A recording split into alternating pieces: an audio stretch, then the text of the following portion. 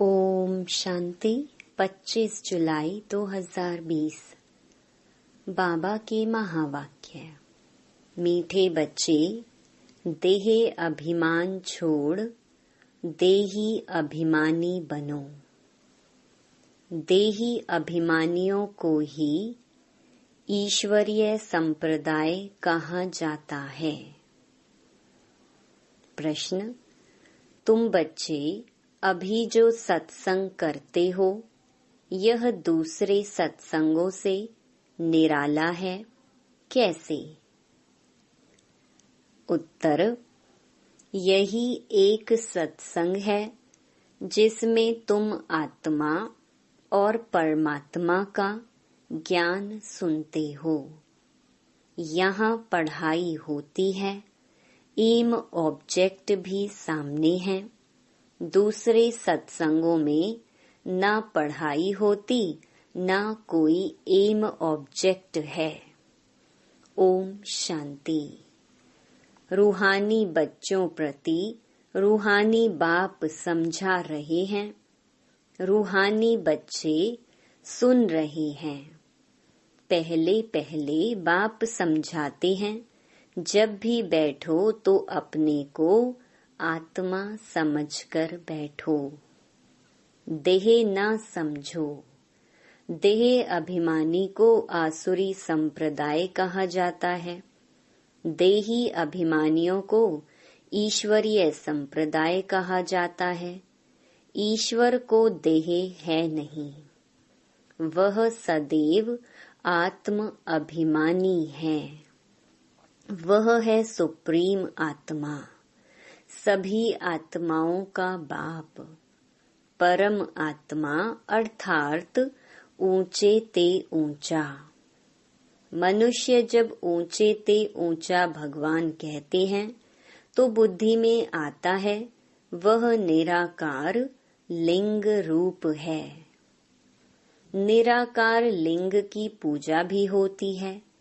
वह है परमात्मा, यानी सभी आत्माओं से ऊंच है। वह भी आत्मा, परंतु ऊंच आत्मा।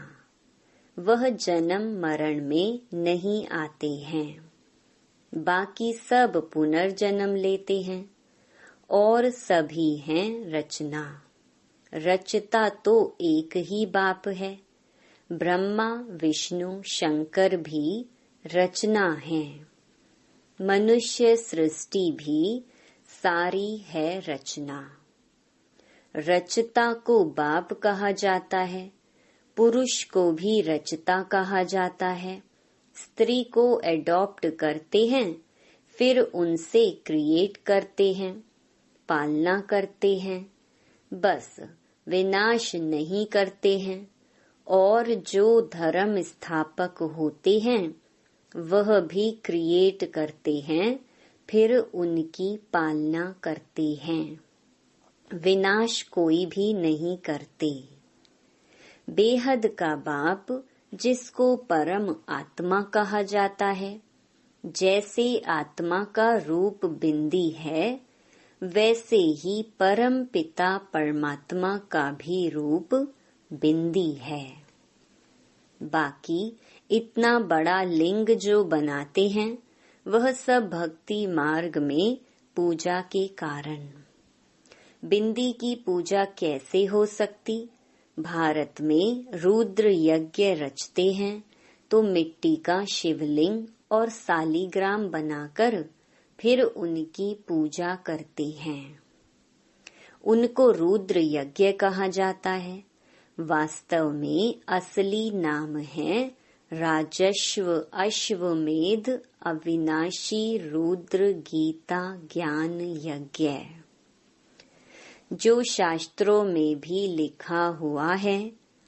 अब बाप बच्चों को कहते हैं, अपने को आत्मा समझो और जो भी सत्संग है उसमें आत्मा या परमात्मा का ज्ञान ना कोई में है, ना दे सकते हैं। वहाँ तो कोई एम ऑब्जेक्ट होती नहीं। तुम बच्चे तो अभी पढ़ाई पढ़ रहे हो। तुम जानते हो आत्मा शरीर में प्रवेश करती है। आत्मा अविनाशी है, शरीर विनाशी है। शरीर द्वारा पार्ट बजाती है। आत्मा तो अशरीरी है ना। कहते भी हैं नंगे आए हैं नंगे जाना है। शरीर धारण किया फिर शरीर छोड़कर नंगे जाना है। यह बाप तुम बच्चों को ही बैठ समझाते हैं। यह भी बच्चे जानते हैं भारत में सतयुग था तो देवी देवताओं का राज्य था, एक ही धर्म था। यह भी भारतवासी नहीं जानते हैं। बाप को जिसने नहीं जाना उसने कुछ नहीं जाना। प्राचीन ऋषि मुनि भी कहते थे हम रचता और रचना को नहीं जानते हैं। रचयिता है बेहद का बाप, वही रचना के आदि मध्य अंत को जानते हैं। आदि कहा जाता है शुरू को, मध्य बीच को। आदि है सतयुग जिसको दिन कहा जाता है, फिर मध्य से अंत तक है रात। दिन है सतयुग त्रेता, स्वर्ग है वंडर ऑफ वर्ल्ड। भारत ही स्वर्ग था जिसमें लक्ष्मी नारायण राज्य करते थे। यह भारतवासी नहीं जानते हैं। बाप अभी स्वर्ग की स्थापना कर रहे हैं। बाप कहते हैं तुम अपने को आत्मा समझो।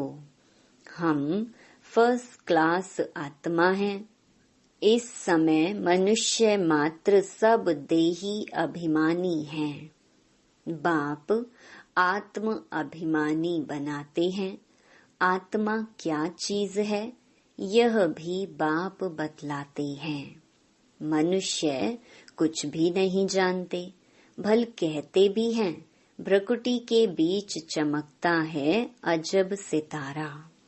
परंतु वह क्या है, कैसे उसमें पार्ट भरा हुआ है, वह कुछ भी नहीं जानते। अभी तुमको बाप ने समझाया है। तुम भारतवासियों को 84 जन्मों का पार्ट बजाना होता है। भारत ही ऊंच खंड है। जो भी मनुष्य मात्र हैं उनका यह तीर्थ है। सर्व की सद्गति करने बाप यहाँ आते हैं। रावण राज्य से लिबरेट कर गाइड बन ले जाते हैं। मनुष्य तो ऐसे ही कह देते, अर्थ कुछ भी नहीं जानते। भारत में पहले देवी देवता थे, उन्हों को ही फिर पुनर्जन्म लेना पड़ता है। भारतवासी ही सो देवता फिर क्षत्रिय वैश्य शूद्र बनते हैं। पुनर्जन्म लेते हैं ना। इस नॉलेज को पूरी रीति समझने में 7 रोज लगते हैं। पतित बुद्धि को पावन बनाना है। यह लक्ष्मी नारायण पावन दुनिया में राज्य करते थे ना। उन्हों का ही राज्य भारत में था तो और कोई धर्म नहीं था। एक ही राज्य था। भारत कितना सॉल्वेंट था। हीरे जवाहरों के महल थे। फिर रावण राज्य में पुजारी बने हैं। फिर भक्ति मार्ग में यह मंदिर आदि बनाए हैं। सोमनाथ का मंदिर था ना, एक मंदिर तो नहीं होगा। यहाँ भी शिव के मंदिर में इतने तो हीरे जवाहर थे जो मोहम्मद गजनवी ऊंट भरकर ले गए। इतने माल थे, ऊंट तो क्या कोई लाखों ऊंट ले आए तो भी भर न सके। सतयुग में सोने हीरे जवाहरों के तो अनेक महल थे। मोहम्मद गजनवी तो अभी आया है। द्वापर में भी कितने महल आदि होते हैं। वह फिर अर्थक्वेक में अंदर चले जाते हैं। रावण की कोई सोने की लंका होती नहीं है। रावण राज्य में तो भारत का यह हाल हो जाता है। 100% irreligious, unrighteous, insolvent, पतित, vicious। नई दुनिया को कहा जाता है वाइसलेस। भारत शिवालय था जिसको वंडर ऑफ वर्ल्ड कहा जाता है। बहुत थोड़े मनुष्य थे, अभी तो करोड़ों मनुष्य हैं। विचार करना चाहिए ना। अभी तुम बच्चों के लिए यह पुरुषोत्तम संगम युग है, जबकि बाप तुमको पुरुषोत्तम पारस बुद्धि बना रहे हैं। बाप मनुष्य से देवता बनने की तुम्हें सुमत देते हैं। बाप की मत के लिए ही गाया जाता है तुम्हारी गतमत न्यारी। इसका भी अर्थ कोई नहीं जानते। बाप समझाते हैं, मैं ऐसी श्रेष्ठ मत देता हूँ जो तुम देवता बन जाते हो। अब कलयुग पूरा होता है। पुरानी दुनिया का विनाश सामने खड़ा है। मनुष्य बिल्कुल ही घोर अंधियारे में कुंभकर्ण की नींद में सोए पड़े हैं, क्योंकि कहते हैं शास्त्रों में लिखा है कलयुग तो अभी बच्चा है। 40,000 वर्ष पड़े हैं। 84 लाख योनियां समझने के कारण कल्प की आयु भी लंबी चौड़ी कर दी है। वास्तव में है 5,000 वर्ष। बाप समझाते हैं, तुम 84 जन्म लेते हो, ना कि 84 लाख। बेहद का बाप तो इन सभी शास्त्रों आदि को जानते हैं, तब तो कहते हैं यह सब हैं भक्ति मार्ग के, जो आधा कल्प चलते हैं। इससे कोई मुझे नहीं मिलते। यह भी विचार करने की बात है कि अगर कल्प की आयु लाखों वर्ष दें, फिर तो संख्या बहुत होनी चाहिए, जबकि क्रिश्चियन की संख्या 2000 वर्ष में इतनी हुई है। भारत का असुल धर्म देवी देवता धर्म है, वह चला आना चाहिए, परंतु आदि सनातन देवी देवता धर्म को भूल जाने कारण कह देते हमारा हिंदू धर्म है। हिंदू धर्म तो होता ही नहीं। भारत कितना ऊंच था। आदि सनातन देवी देवता धर्म था तो विष्णुपुरी थी, अब है रावणपुरी। वही देवी देवताएं 84 जन्म के बाद क्या बन गए हैं। देवताओं को वाइसलेस समझ, अपने को विशियस समझ उन्हों की पूजा करते हैं। सतयुग में भारत वाइसलेस था, नई दुनिया थी, जिसको नया भारत कहते हैं। यह है पुराना भारत। नया भारत क्या था, पुराना भारत क्या है। नई दुनिया में भारत ही नया था। अब पुरानी दुनिया में भारत भी पुराना है। क्या गति हो गई है। भारत ही स्वर्ग था, अभी नर्क है। भारत मोस्ट सॉल्वेंट था, भारत ही मोस्ट इंसॉल्वेंट है। सबसे भीख मांग रहे हैं, प्रजा से भी भीख मांगते हैं। यह तो समझ की बात है ना। आज के देह अभिमानी मनुष्यों को थोड़ा पैसा मिला तो समझते हैं हम तो स्वर्ग में बैठे हैं। सुख धाम स्वर्ग को बिल्कुल जानते नहीं, क्योंकि पत्थर बुद्धि हैं। अब उन्हें पारस बुद्धि बनाने के लिए 7 रोज की भट्ठी में बिठाओ, क्योंकि पतित है ना। पतित को यहाँ तो बिठा नहीं सकते, यहाँ पावन ही रह सकते हैं। पतित को अलाउ नहीं कर सकते। तुम अभी पुरुषोत्तम संगम युग पर बैठे हो। जानते हो बाबा हमको ऐसा पुरुषोत्तम बनाते हैं। यह सच्ची सत्य नारायण की कथा है। सत्य बाप तुमको नर से नारायण बनने का राजयोग सिखला रहे हैं। ज्ञान सिर्फ एक बाप के पास है, जिसको ज्ञान का सागर कहा जाता है। शांति का सागर, पवित्रता का सागर, यह उस एक की ही महिमा है। दूसरे कोई की महिमा हो नहीं सकती। देवताओं की महिमा अलग है। परमपिता परमात्मा शिव की महिमा अलग है। वह है बाप। कृष्ण को बाप नहीं कहेंगे। अब भगवान कौन ठहरा? अभी भी भारतवासी मनुष्यों को पता नहीं है। कृष्ण भगवानुवाच कह देते हैं, वह तो पूरे 84 जन्म लेते हैं। सूर्यवंशी सो चंद्रवंशी सो वैश्यवंशी। मनुष्य हम सो का अर्थ भी समझते नहीं। हम आत्मा सो परमात्मा कह देते हैं। कितना रॉन्ग है। अभी तुम समझाते हो कि भारत की चढ़ती कला और उतरती कला कैसे होती है। यह है ज्ञान, वह सब है भक्ति। सतयुग में सब पावन थे।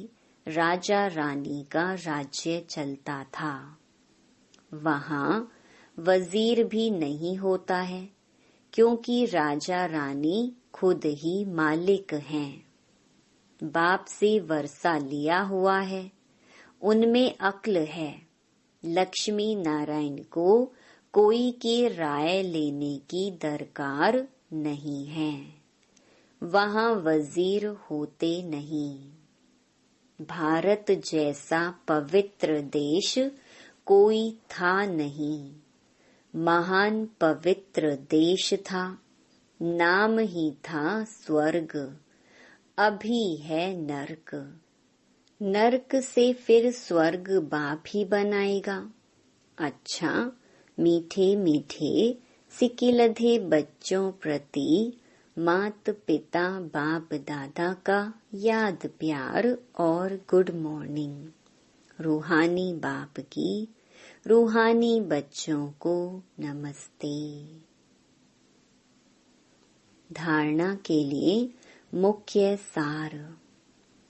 पहला, एक बाप की सुमत पर चलकर मनुष्य से देवता बनना है।